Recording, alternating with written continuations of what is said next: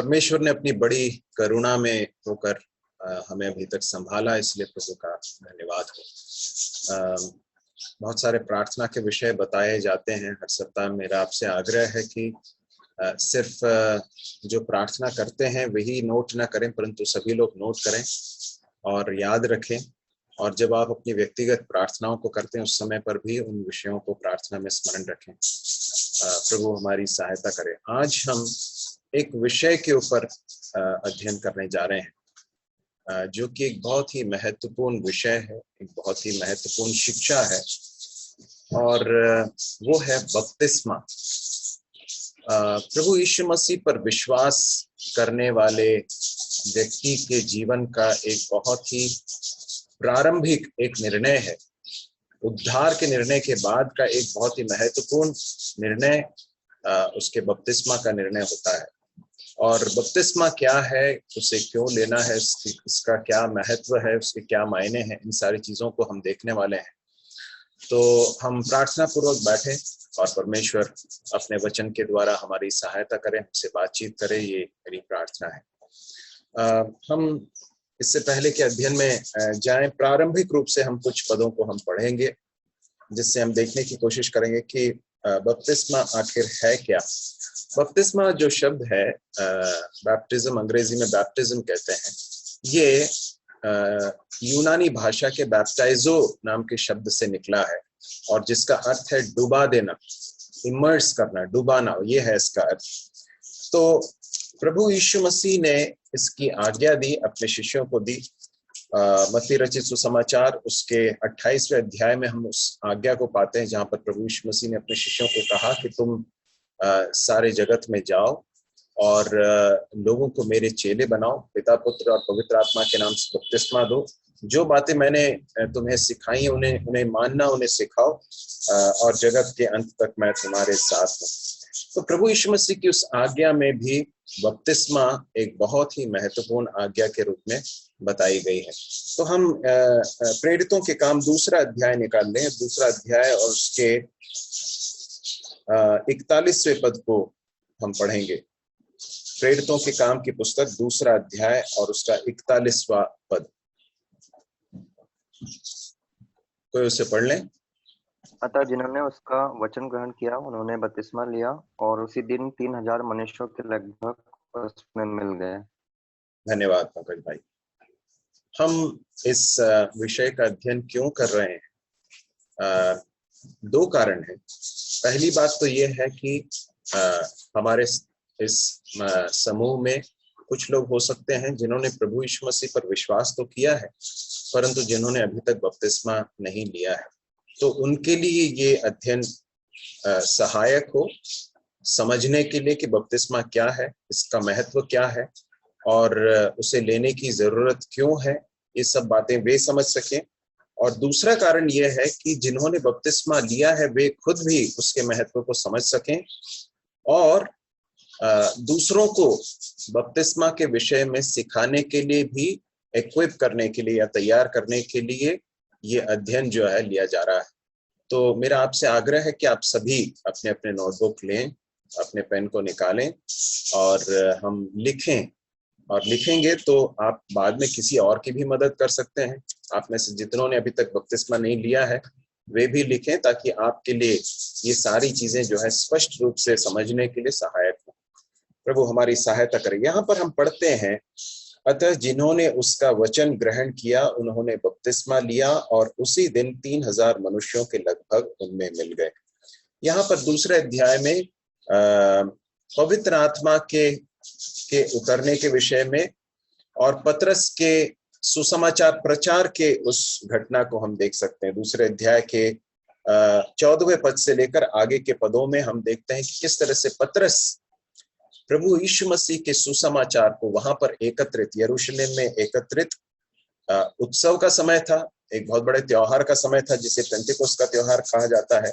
और उस समय पर प्रेरित पतरस जो है उठकर इस संदेश को, सुसमाचार को, प्रभु यीशु मसीह के सुसमाचार के संदेश को वहां उपस्थित लोगों के साथ बांटता है।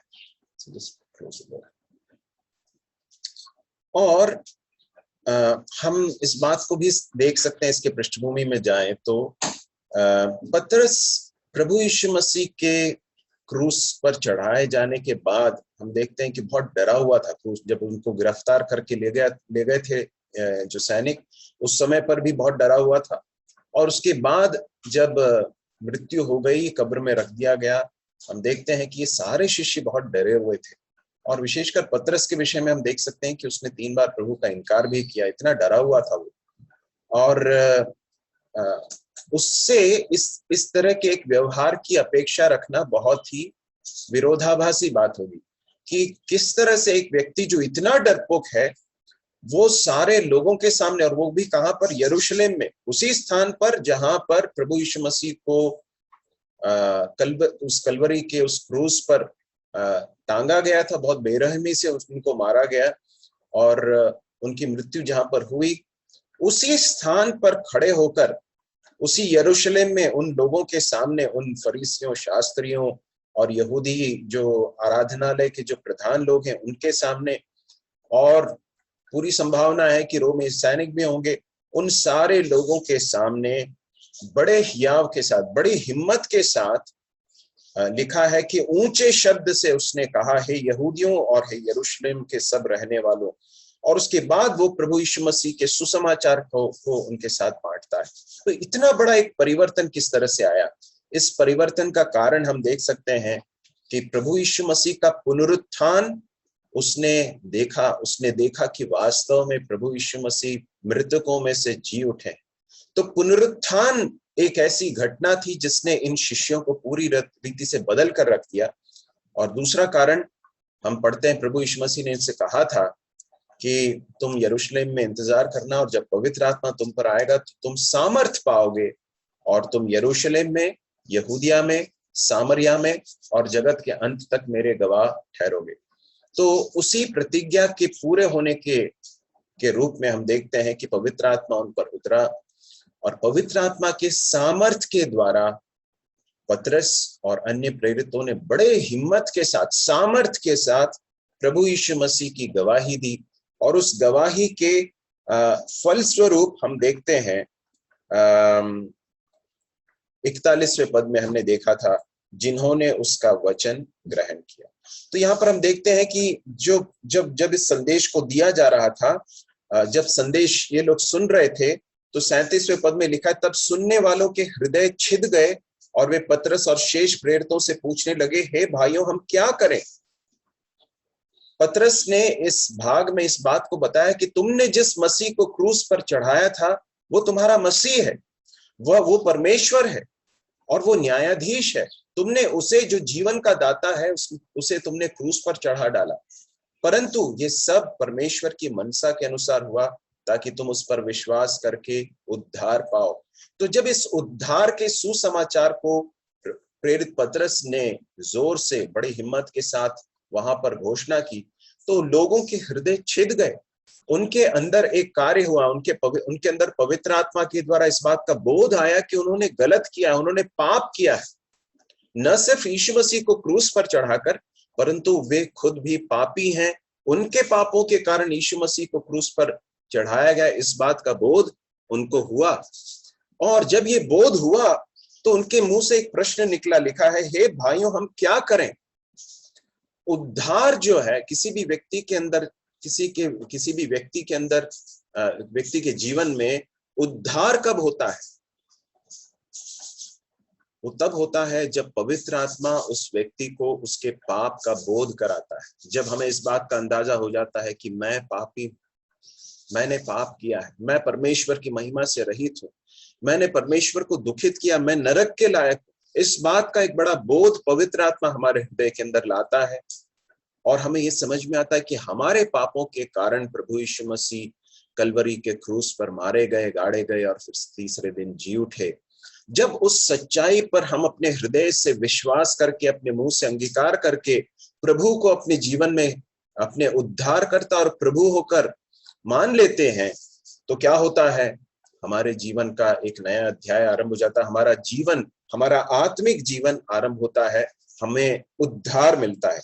तो यहाँ पर हम देखते हैं कि उन्होंने उस वचन को ग्रहण किया। अर्थात प्रभु यीशु मसीह कौन है और प्रभु यीशु मसीह ने मेरे लिए क्या किया, इस बात पर विश्वास किया। सिर्फ मन से मान नहीं लिया, सिर्फ बुद्धि से स्वीकार ही नहीं किया, परंतु यीशु मसीह की आज्ञा को मानने के लिए उन्होंने अपने आप को दे दिया। और जब उन्होंने इस तरह से दे दिया तो उन्होंने वचन को ग्रहण किया, ऐसा लिखा 41वें पद में। और उसके बाद हम पढ़ते हैं उन्होंने बपतिस्मा लिया। तो यहाँ पर एक बात बहुत स्पष्ट रीति से समझी जा सकती है, वो यह है कि बपतिस्मा कौन लेता है। बपतिस्मा कौन लेता है? आप अपने माइक को अनम्यूट करके बता सकते हैं, मैं थोड़ा सा इंटरेक्टिव भी चाहता हूँ। बपतिस्मा कौन लेता है? जिसने प्रभु पे विश्वास करके उद्धार पाया। जिसने प्रभु यीशु मसीह पर विश्वास करके उद्धार पाया है, पापों की क्षमा पाई है, वो है जो बपतिस्मा लेता है। बिना प्रभु यीशु मसीह पर विश्वास किए उद्धार पाए बपतिस्मा का कोई अर्थ नहीं है। तो इस बात को अच्छी तरह से हमें समझने की जरूरत है कि बपतिस्मा कौन लेता है। बपतिस्मा वो लेता है जिसने प्रभु यीशु मसीह पर विश्वास करके उद्धार पाया है। एक और भाग हम पढ़ेंगे, प्रेरितों के काम की पुस्तक 8वां अध्याय उसके 36 से लेकर 38 तक। प्रेरितों 8 का 36 से लेकर 38 तक, कोई उसे पढ़ लें।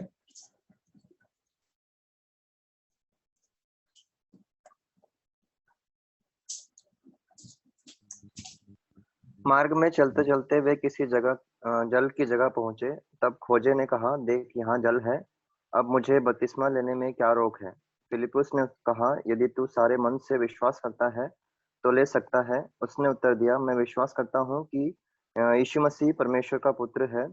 तब उसने रथ खड़ा करने की आज्ञा दी और फिलिप्पुस और खोजा दोनों जल में उतर पड़े और उसने खोजा को बपतिस्मा दिया। जब वे जल में से निकल कर ऊपर आए तो प्रभु का आत्मा काफी है। यहाँ पर हम एक ऐसे व्यक्ति के बारे में पढ़ते हैं जो कूश देश से आया था, इथियोपिया से आया था, यरूशलेम में आया था। बहुत ही एक धार्मिक प्रवृत्ति का व्यक्ति था। वो यरूशलेम में क्यों आया था? हम वहां पढ़ते हैं कि वो यरूशलेम में जो है वो आराधना करने के लिए आया था करके लिखा है। उसके 27वें पद को देखें। 27वें पद के अंतिम भाग में लिखा है कि वह खोजा था और कूशियों की रानी कंदाके का मंत्री था और खजांची था। वह आराधना करने को यरूशलेम आया था। तो एक बात जो स्पष्ट समझ में आती है वो यह है कि ये व्यक्ति एक धार्मिक प्रवृत्ति का व्यक्ति था और ये यहोवा परमेश्वर की आराधना करने वाला व्यक्ति था। इजराइल के परमेश्वर की आराधना करने के लिए यरूशलेम में आया था। ये किसी ऐसे देवी देवता की आराधना करने वाला व्यक्ति नहीं था जो परमेश्वर सत्य परमेश्वर नहीं है, परंतु इजराइल के यहोवा परमेश्वर की आराधना करने वाला व्यक्ति था। तो इसके बारे में ये बात हम स्पष्ट समझ सकते हैं कि वो धार्मिक व्यक्ति था, सच्चे परमेश्वर की आराधना करने वाला व्यक्ति था। परंतु क्या इसका उद्धार हुआ था? क्या नहीं हुआ था। उसने प्रभु यीशु मसीह पर विश्वास नहीं किया था, वो जानता नहीं था। यदि हम आगे जाकर प्रेरितों के काम की पुस्तक को पढ़ें तो वहां पर एक और व्यक्ति के बारे में पढ़ते हैं जिसका नाम है कुरनेलियुस। समय के अभाव के कारण हम उसमें नहीं आ रहे हैं। हमारे शुक्रवार के अध्ययन का जो भाग है वो हम प्रेरितों के काम की पुस्तक का अध्ययन कर रहे हैं और वहां पर हम पढ़ते हैं किस तरह से कुरनेलियुस नाम का एक व्यक्ति था जो बहुत ही धार्मिक व्यक्ति था, बहुत अच्छे स्वभाव का व्यक्ति था, लोगों की मदद करने वाला व्यक्ति था, विशेषकर यहूदियों को बहुत मदद करने वाला व्यक्ति था। इस तरह से बहुत ही धार्मिक, बहुत ही अच्छे स्वभाव का, चरित्र का व्यक्ति था, परंतु सुसमाचार पर विश्वास नहीं किया था, प्रभु यीशु मसीह पर विश्वास नहीं किया था, इसलिए उसका उद्धार नहीं हुआ था। तो उद्धार हमारे किसी अच्छे जीवन से नहीं होता है, हमारे अच्छे स्वभाव या चरित्र से नहीं होता है, और उद्धार सिर्फ सच्चे परमेश्वर की आराधना करने मात्र से नहीं होता है जैसा कि ये व्यक्ति कर रहा था। परंतु उद्धार कैसे होता है? परंतु उद्धार कैसे होता है? प्रभु यीशु मसीह के बलिदान पर विश्वास करने के द्वारा और उसकी आज्ञाकारिता के लिए अपने आप को सौंपने के द्वारा एक व्यक्ति का उद्धार होता है। इस बात को हम देख सकते हैं। तो यहाँ पर ये व्यक्ति आराधना के लिए आया था और उसके बाद जाते वक्त वो वचन पढ़ रहा था, यशायाह भविष्यद्वक्ता की पुस्तक पढ़ता हुआ लौटा जा रहा था अपने रथ में, और तब परमेश्वर का आत्मा फिलिप्पुस नाम के प्रभु यीशु मसीह के एक शिष्य को कहता है कि तुम जाओ उस व्यक्ति के पास, और वो कहता है कि उसके पास जाकर उसको सुसमाचार सुनाओ। और उसके बाद हम देखते हैं कि किस तरह से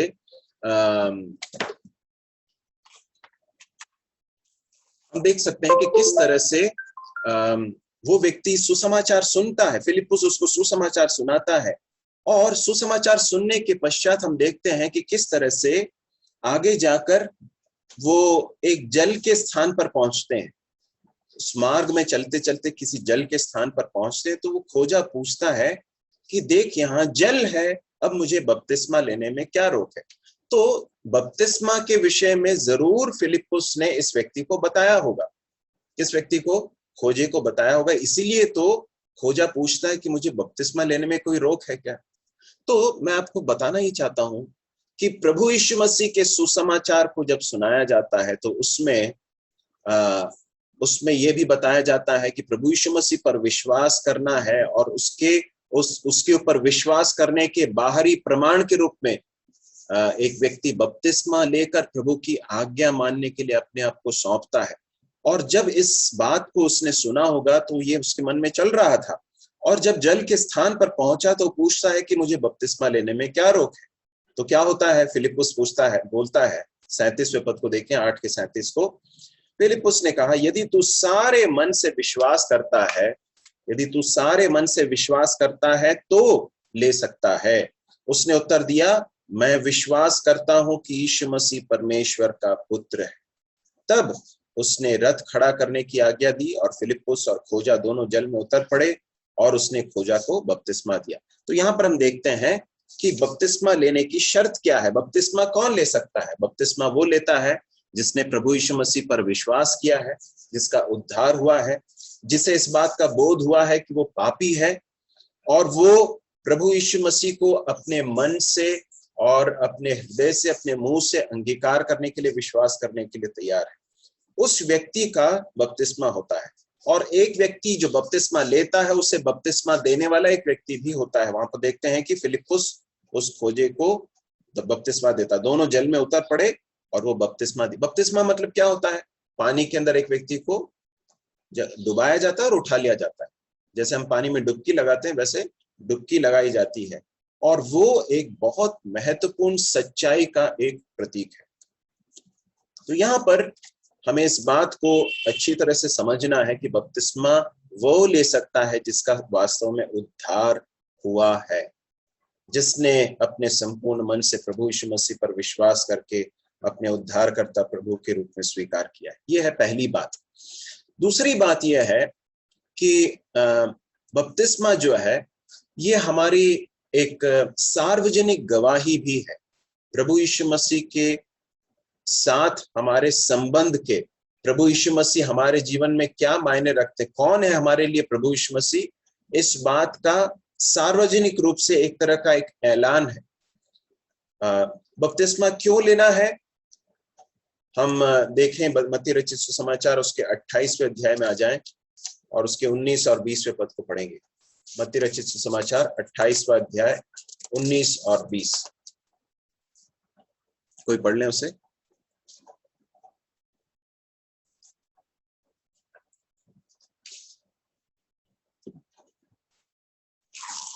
कृपया पढ़ लें जल्दी से। इसलिए तुम जाओ और सब जाति के लोगों को चेला बनाओ और उन्हें पिता और पुत्र और पवित्र आत्मा के नाम से बपतिस्मा दो, और उन्हें सब बातें जो मैंने तुम्हें आज्ञा दी है मानना सिखाओ, और देखो मैं जगत के अंत तक सदा तुम्हारे संग हूँ। धन्यवाद। तुम जाओ, इसलिए तुम जाओ, सब जातियों के लोगों को चेला बनाओ। शिष्यों को यह कहा गया कि तुम जाओ और सब जातियों के लोगों को क्या बनाओ?